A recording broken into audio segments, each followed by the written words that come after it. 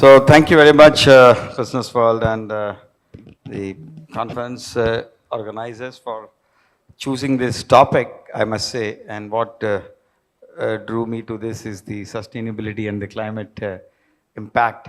But as they say, the lowest common denominator for this is the operations and stuff that we really begin with. And that when you talk about facility management, we are talking about assets, we are talking about people, we are talking about operations. Three critical aspects of everything that you do or everyday life comes into being. And that's where the action is, and that's where the thought should also be there about how to make every action of ours much more sustainable and uh, green in terms of the contribution or the footprint that we leave behind while doing each of these 3 or 4 critical activities that we do. So having said that, I got a very esteemed panel who have been experts in their field. While one of my companies I do outsource all my facility management and asset management outside, apart from building infrastructure and real estate on all asset class. But I'm very committed to the sustainability factor in the assets, and that's one of the reasons. So now we can actually ask from the practitioners their views and how they look at each one of this. And to begin with, my fundamental question is, you should look at each of this activity that we do as a value driver from an ESG point of view, and not just cost center. Typically, when we have to pay a IT bill or information technologies, again was a cost department till recently, where we're talking about digital transformation. Similarly, facility management is a cost center. हमने एक budget allot किया, so the whole focus remains कि मैं cost कैसे cut करूँ, correct? In delivering efficiency, because it's also about efficiency right now we're talking about. So I would call it, instead of cost cutting, let us call it cost optimization, number 1, because it is attached to value. And then we also add a ESG quotient to it, saying it's a value driver for the entire operational activities. So going on that, how can facility operations go beyond just cost and efficiency, and how can you make them as an enabler of certain goals that you will keep? So let me start with you, Navinder, and take your view, because you're part of ICICI Home Finance, and I'm sure that you're running a very large facility, and it's very people-centric operation. You have to make your people happy. So given all these priorities and objectives, and given that you manage assets, everything else, how would you bring in that a strategic enabler of ESG goals into the operations that you run? Yeah, thank you so much. This is a very apt question to start the whole discussion with. With the change coming in the mindset and the requirement which is there, it's very important for the facility department to build that kind of seriousness around this role, which is the layer of ESG. I think the layer of ESG itself adds that seriousness to your role, which was not there earlier. In fact, I see it as an opportunity. And in various discussions over the last couple of years, wherever I've been part of, I always advocated that the best people suited to the ESG role are the facilities management people. Somehow, some of the companies are perhaps looking at some other people to head this ESG role, who are a bit of CA experience, or they think it's more of finance. No, it's not more of finance. It's somebody who has to be emotionally involved and understand practically, and also have the knowledge to build it up, which I feel all three are there in the facility management industry. With that in mind, I think the first change we should quickly get into is, even if the company overall does not have a culture of ESG or the culture of sustainability which is visible, it may be having in bits and pieces, the facility management team or the department should speak the same language as far as this culture is concerned. They should evolve in a manner that it's very clearly seen by the rest of the company that they are a separate identity, and they call for certain value system, and they are following those value systems. So with these things, I think we can make a good beginning in driving the whole agenda of ESG. Unless we have the seriousness or we have the culture inbuilt and we have the knowledge base, and we have the skills to further follow it up, I think this will then only remain on paper or maybe on forums like this. It will not get practiced. Anything else? Asha, you want to add to this on essentially let's shift the narrative from cost and efficiency to compliance, emissions, how they also impact, and how do you look at it from your operational standpoint? So thank you, first of all, for having me here, sir, and the panel and the business world, ESG panels everywhere here. I think I'm in August company, and to answer something which has been very rightly identified by you, sir. Like you said, FM is seen as an expense department, and we everything that the department does or says gets budgeted. What I agree completely with you is that ESG is something that the department needs to live with. It is not a cost center. We would like to call it an investment. I mean, this is how the management and PVR INOX, we see it as an investment in our future and in our present generations. This is not something that we do not only to get, of course, the credit points, the carbon emissions that you are getting by saving those.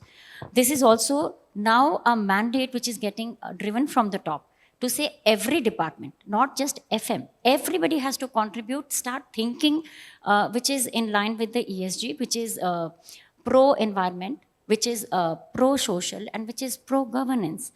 This is not something that we will do because the government asks us, because somebody else wants us, because this is the only way if we want to survive in today's time.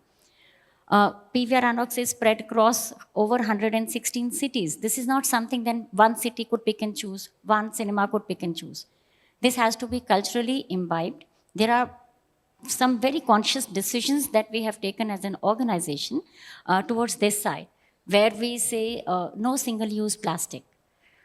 That's something that we don't want. And this happens from the time of procurement. So the whole cycle has to be seen that from where are you sourcing. It starts from there. And this is not restricted to one department.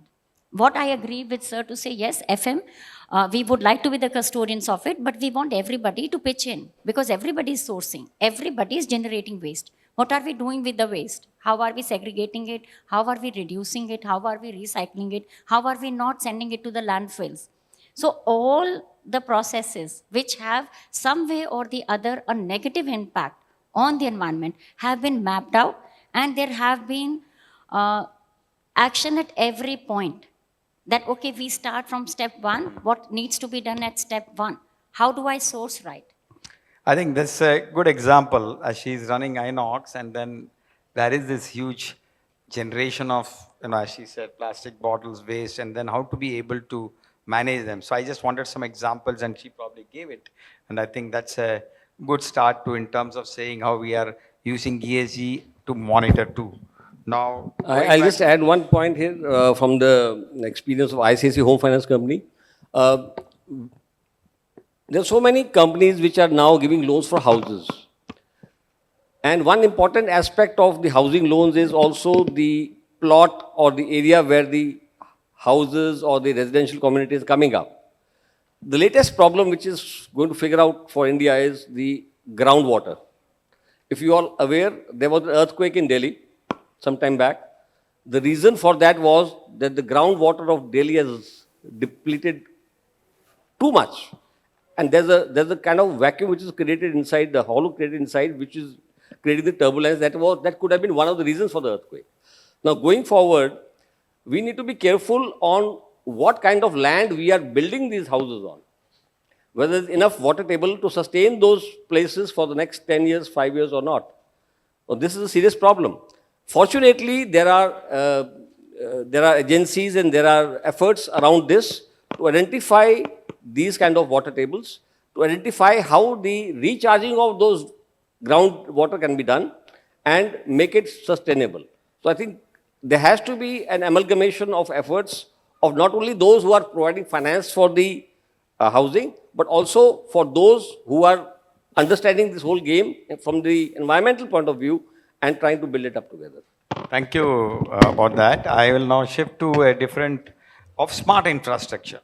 So sustainable infrastructure. So what role does technology, and I'll direct this question to Srini here with Blue Star. He's been the sales head and he's been selling technology and coolers and chillers.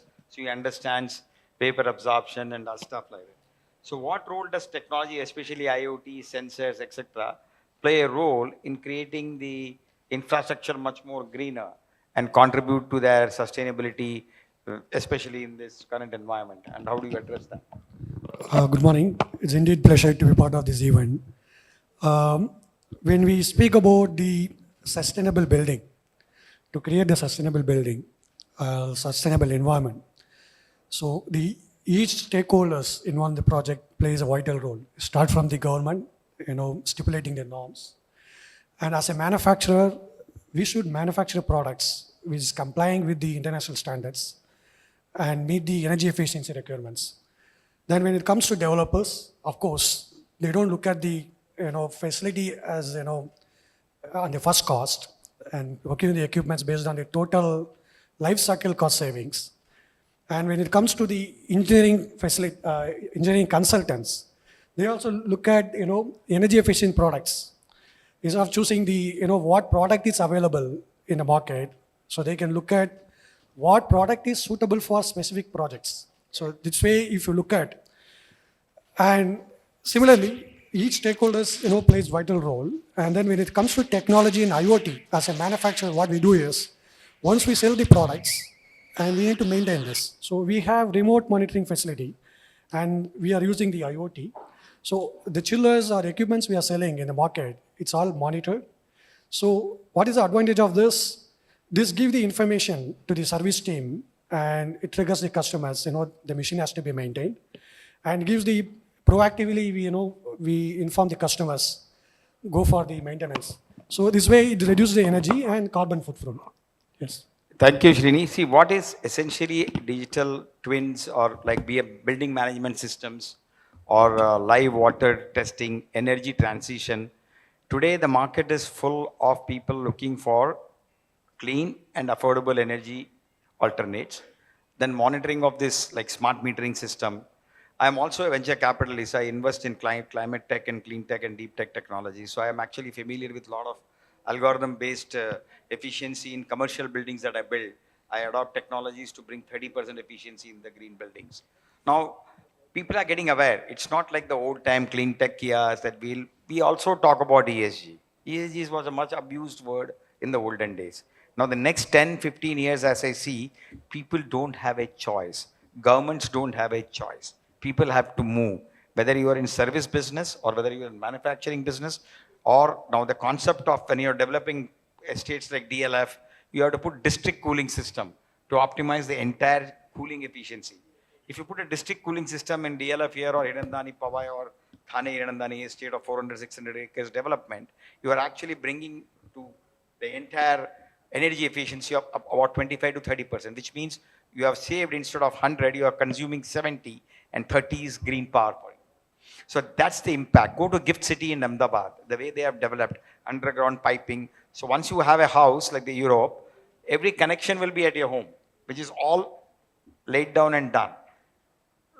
It's not still easy in the Indian context because of laws, land, policy, differentiated developers, government developing some government policies, sometimes renewable policies not so. But I think when all of this comes together, what you see is today's action, what I see in the last 2-3 years and the next 10 years to follow, it's going to be green in whatever things that you do. Right from getting up in the morning, wearing your tie, switching on the AC, building the plant, sitting in your car, you're all burning carbon footprint. So how you can reduce each of this by using alternate products, by changing your lifestyle habits or whatever, because your global warming is a real threat now. And finally, when I pull all of this together and say what is the impact of climate action, that's what is happening. And we are sitting in a city which is the most polluted in terms of air. That's why they have done this alternate things in Delhi, right? On every alternate day you can vehicles. So I don't know what's happened to that now. But I think those are all, not sustainable measures. People will use cars. So instead of that, can we one day stand up and say all cars in Delhi are to be thrown out and only electrical vehicles to be used? Now then that requires huge amount of charging infrastructure, then you have to have stations, then people's mindset have to change. अरे मैं यहाँ से दिल्ली से जयपुर जाऊँगा लेकिन 200 kilometre के बीच में रुक गया तो मैं क्या करूँ? So there are fears.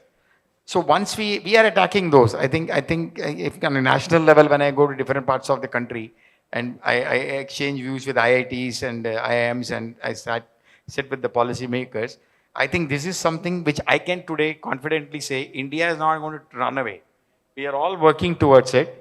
And each one of you sitting here, I chose to come here because I thought I'm going to talk to operators. आपको सबसे ज़्यादा तकलीफ होता है क्योंकि people give you budgets, people give you targets and say go achieve it. Even if I want power, the boss says नहीं नहीं सस्ता power लेके आओ, solar हो, thermal हो, कोई भी हो चलेगा. But I want the cheapest. Sometimes the cheapest is not the most sustainable. As he rightly said, you have to see the total cost of ownership, capex plus operating cost, and then see what is your value per unit across say 10 years. This is very evident in solar installations, hybrid installations, solar with battery and stuff like that. So having said that, and moving on to the, unless Asha, you are also working with INOX, any smart infrastructure examples that you have to give? Yes. We operate mostly out of big malls where most of our cinemas are housed in these big malls, and thankfully awareness is catching up there as well. We've been given a certain infrastructure which we pay for the services. However, looking at how sustainable the commitment is and how we really want to be, what has happened that we have gone for retrofitting of solars in our cinemas. And in fact, before I came here, I did speak to the chief engineer and I said, how many numbers have we done? Because I do get to hear, like I said, everybody has to contribute. 17 cinemas across India have been retrofitted, and that has actually saved almost 3,000 tons of carbon emissions for us. And in value, when you say cost efficiency, it is close to 1.78 CR. I mean, it is huge, and we are talking only 17 cinemas. We have 345 and counting. So this is a huge scope. I think scalability is required, where we need all the stakeholders, and the ROI is not also very long. That we put the investment of capex, and then what really happens? The ROI is not more than 6 to 7 years maximum. Now coming back to ROI, I got an interesting question for all of you, and Srini, you can also probably contribute.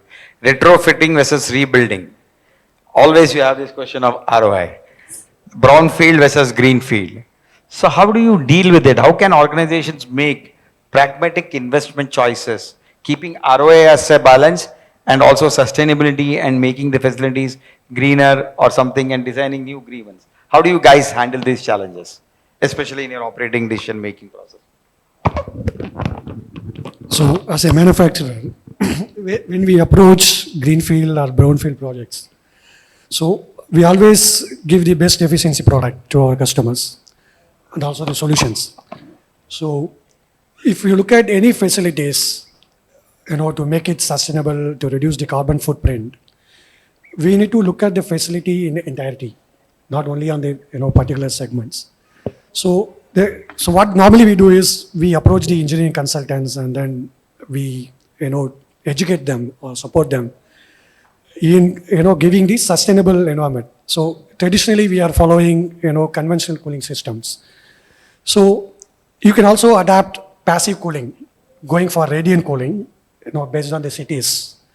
Okay, and then you can use the same chiller with inverter-driven compressors and coupled with heat recovery.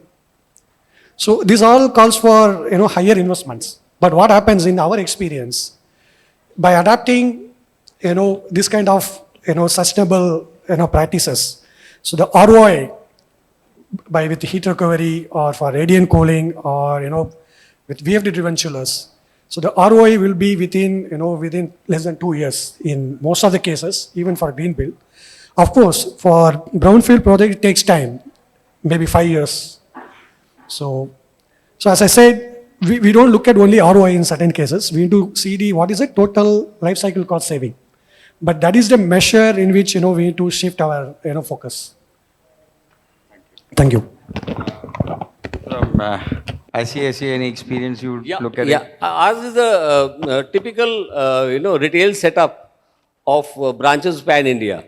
So we always have been struggling with this, especially that we have grown over the years in a very fast pace. So the space that we took initially for our interiors in offices, after 2 years, we found that space falling short. So we had to quickly deal with this. We cannot afford to, put capex and then leave the space and take another space. It's a huge expense.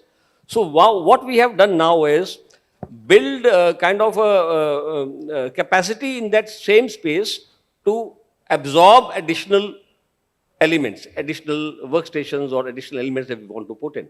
So we, at the ab initio stage, we take 10% of space extra. Plus, we plan more of modular furniture. Now, we don't have those fixed furnitures in our offices. We are mostly doing modular with glass partitions or with, partitions which can be moved around. So that has been very, very useful. Also, we have started putting satellite offices in places where we find bulk of our customer segment and also our employee segment. Earlier norms of having large offices has grown different. Now we are putting more of small offices in various aspects. So this is helping us to average out our ROI. Very nice. I think you heard a banker saying how he deals with ROI. Home finance is always concerned about the numbers, but numbers speak the truth. But at the same time, numbers also don't give you the qualitative factors of what we want to do. So having a total, but let's all agree now, there is no more charity. Anything given free is not valued. So anything what you have to do has to make sense. So even if you do sustainability, green initiatives, asset, brownfields, greenfields, end of the day it has to make commercial sense, whether on a standalone basis or on a total cost of ownership basis, because that's ingrained. And nature also allows you to do that. It's not as if we can't.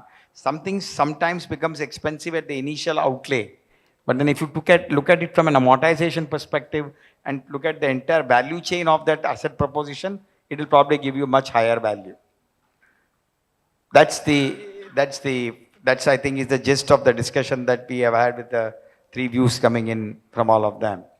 Now, coming back to compliance to commitment. Now, this is something very soft and very, it's driven individually by leaders across their organizations.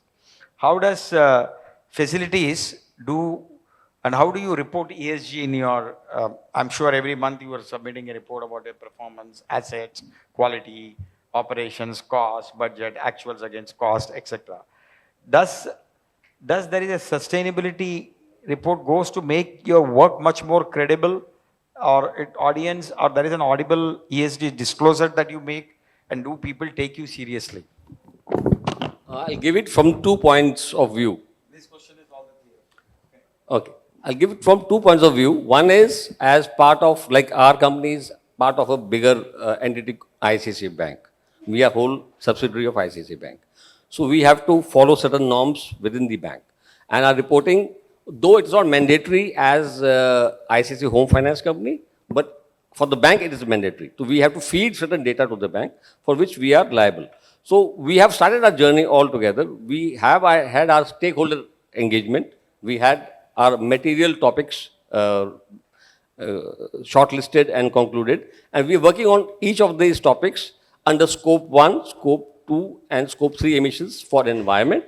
For the social part, we have the HR, the training and the local population CSR measures also, what we have invested in that. And the governance part, to see how the data is truthful, reporting is correct and built up over a period of time. For this, the first thing which needs to be in place as far as facility management team is concerned is we must all understand the importance of sanctity of data and the truthful reporting. The scope 1 and scope 2 emissions are more or less looked after well. But the problem with everybody is, grappling with is scope 3 emissions, where you have to have certain control on the vendor upstream, downstream, and how he's creating those value for proposition for you and using what sources, what methods. So all this is very important. We have started on the journey. Another aspect which I told you I'll mention is that I find this dichotomy of 1,000 companies reporting under BRSR and rest of them not having to report a bit not as per what I would want for the nation, for the industry. I feel all other companies also should have a short form of reporting.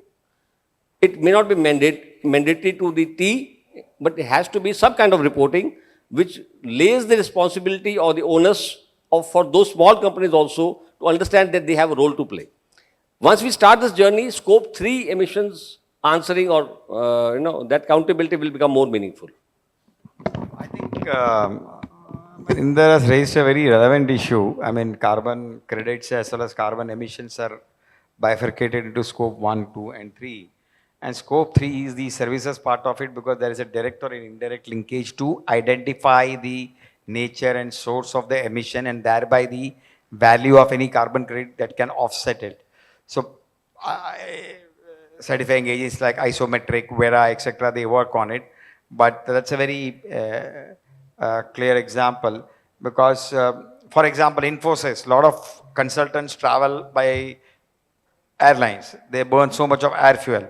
So Infosys has to buy X amount of carbon credit to offset the carbon footprint that they are going to create. Deloitte.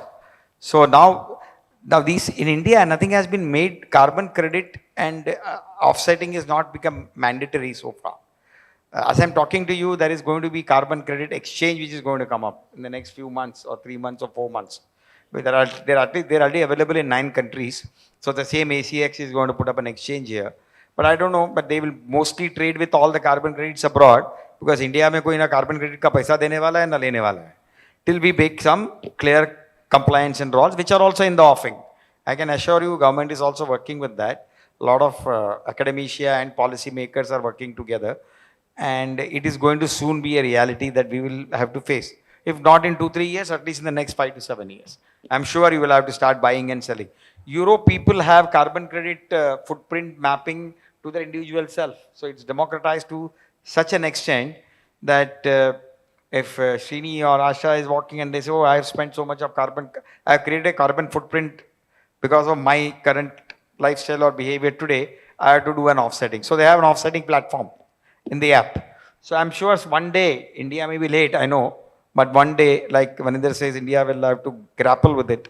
But we will one day have that, and that's the dream. Because once each one becomes responsible and aware of the carbon neutrality, our Honorable Prime Minister has said that we should be net zero by 2070. Now time flies like this, we are going to hit 2030. So by 2050, you should at least be somewhere where you have got a clear system, process, chillers, everything in place for you to be able to monitor and say whether I'm creating a carbon footprint or not. Whether it's a manufacturer, from it's like farm to fork, like so manufacturer to consumer. Or, the chain has to be very clear. And that's why the scoping of this services, scope 1, 2, 3 becomes very imperative. And again, it boils down to the audience out here because we are operators. We see it day in and day out. We go to see movies, we throw the plastic, we throw the paper, then how do we destroy it? Is there a waste to energy concept being installed by our organization?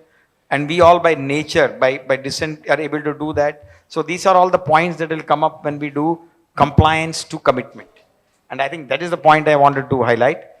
You have done anything on the compliance bit at your Blue Star before I again give it back to Navinder? Yes, as a manufacturer, to comply to the environmental impact, to reduce the carbon footprint.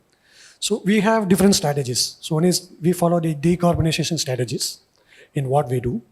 And we also one of the early adopter of green refrigerants. Refrigerants. So we started when we first adapted R410A, R410A, the refrigerants. So against R22 because which had ocean depletion potential and GWP, global warming potential. So now we are migrating to R32. R290 is a natural refrigerant. So in most of our cold rooms, which we supply, is with R290, it's a green refrigerants. So this is one of the way in manufacturing and also in our sales. So what we do is we follow the decarbonization strategy. So we manufacture energy efficient products, and we are one of the manufacturing company. We adopted B ratings for our chillers. So this way we ensure that we follow this and comply to the norms. Increase the price of your product because you have decarbonized? No. So this goes, as per how market trends, goes. So we don't increase the price because of this act. Me and Shridhar sir were having a discussion outside, and I want to raise this as a thinker. See, what Shridhar is saying is very, very correct. We are at a juncture where we don't have a choice. We have spoiled things enough as mankind, and we need to grapple with it immediately. For that, all that is being done by the governments, by the foreign investors, and the climate change experts is absolutely great. But I just want to rackle your brains to think. Centuries ago, India was on top of this game called sustainability. We had inbuilt processes. Get up in the morning, go bare feet, do your things around the house, look after your cattle, recycle those products, go to your farm, ensure that the entire farm is not cut in, that produce is not cut in one day, recycle those elements. We had absolutely great scientific things built into our day-to-day life. Somewhere down the line, we have lost all that. Now is the time to think which one of these things can be rebuilt again. I'm not saying 100% can be done. Can we build again some of the practices, make them strong so that they are never shakeable again? See, there is a value attached to convenience or loss of value, I would say. As we started making things more and more convenient, we started bargaining and offsetting in terms of losing carbon emissions somewhere. Again, can we think of getting inconvenience back into our lives to an extent that we ensure that we don't spoil the natural balance? So just food of thought. Thank you. Thank you. Now I want to move dramatically to the human side of sustainability. We all talk. So the human side, well-being, culturally attuning yourself, and after the COVID, the hybrid work culture, all of that. How can sustainable facilities, because if you have to go to work, you need sustainable facilities, otherwise you'll try to work from home. How can sustainable facilities enhance employee welfare benefits and reinforce a company to be following or making its employee follow an ESG culture? I will throw this question up because you must be having a lot of people working along in the operational side. So this question is, each one can address and give you a perspective to this. Sure. Because I believe at the core is the human being, that is you and me, who has to implement ESG inherently. So, Asha, start with you. Sure. You mentioned COVID. I mean, very sad memories, very bad memories. Our businesses were shut for almost 2 years. The first ones. That's a bad memory because In the history of 100 years of the cinema operations, I think during the World War I and II also, cinemas had survived in some part of the world. But COVID made sure that world over, the box offices were shut at one point of time. And in India, it was 2 years. Oh, yes. So digital actually came to the rescue, and we did supply the popcorns to at least have that engagement when you say human factor. So cinema is all about emotions, and when actually sir asked me that which question do you really want to take, I said, I think the human one really suits where I would like to speak about it, to say the social part of it. Humans are complex people, and COVID did tell us it did put us back to the point we are still recovering. But it also told us the value of community, value of being there for each other. And there were a lot of initiatives that we took to make sure that our people, while they were, wherever they were stuck, were taken care of. Nobody was abandoned. Nobody was abandoned. And I think that culture brought in a lot of loyalty, which is very difficult in today's time to build in. And it traveled from the top to say that there were a lot of engagements on through Zoom. All of us learned how to work on Zoom. And there were sessions where people were told to get up early in the morning, take care of their well-being, to say everybody will get ready. It has got nothing to do with you're not coming to office, so what? Let us all get ready. Let us all see each other through Zoom. Let us do some yoga together and some activities. There were a lot of engagement that happened at every point of time. Then we came back. During all this time, we went back to the board to say when the staff comes back, then the whole thought had to change that how work was. I'm sure everybody had to do that, that we had to relook at the way we were engaging with our staff or people, inside, outside. We went to the extent of engaging with the families. So when there were no patrons coming to watch the movies, the families were invited. We were clapping for everyone who had showed up. The people who were ready to serve were courageous. Also, the people who were coming to watch, I think that took a lot of courage. We used to say, okay, today I feel adventurous. Let us go and watch a movie outside.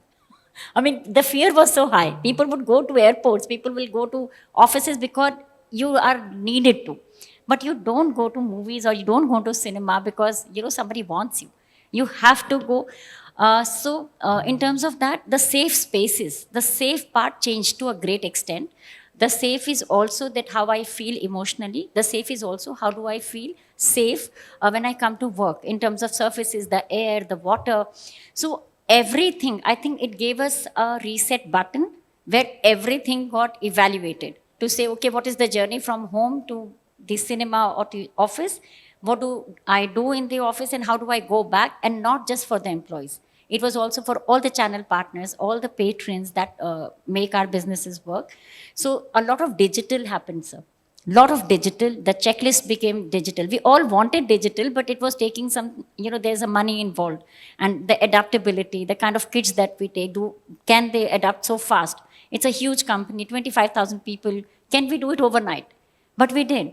So digital became a very key point of staying together.